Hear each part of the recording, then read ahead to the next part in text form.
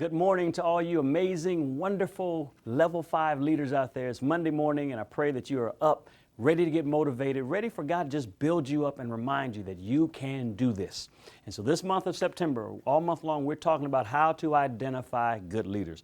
One of our jobs, one of our primary tasks as leaders is to help reproduce ourselves. When you look at the life of Jesus, Jesus was only here operating in his ministry for what we know to be about maybe 3.5 years.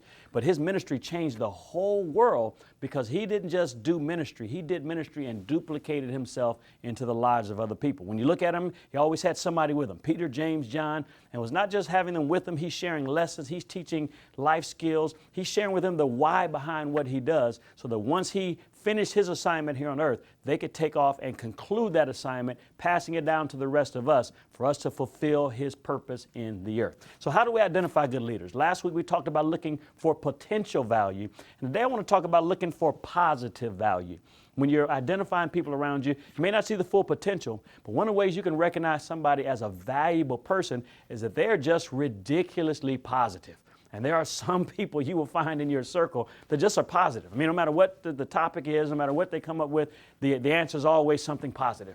They can take the worst of situations and find the silver lining, find the light at the end of the tunnel. Those are people you want on your team. And you got to figure out a way to work them into your team, get them into your environment, because you want positive people around you. In other words, you want the Tigger type of folks, not the Eeyore type of folks. You know, from Winnie the Pooh. You know, Tigger was the one that always had something happy, always smiling, always something positive to say. Whereas Eeyore or Debbie Downer, one of those, always have the negative, always sees the most pessimistic outcome. And you don't want that around you. Are we called to minister to everybody? Yes, we are. But we're not called to have everybody on our team, especially those that are going to drag down the environment with nothing but negativity. Because one of the things that we recognize that attitude is infectious.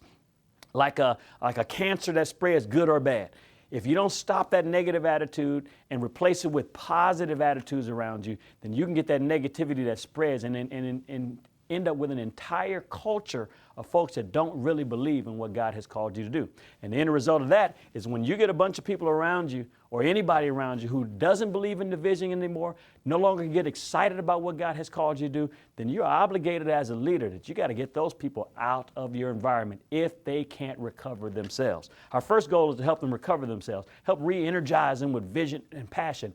But if they're on your team, whether in a volunteer capacity or even a paid capacity, and can't be excited about what God has called you all to do and the vision, then you have got to remove those people from your environment, because it will absolutely erode and corrupt any momentum God wants to do. It really doesn't cost anything to be positive.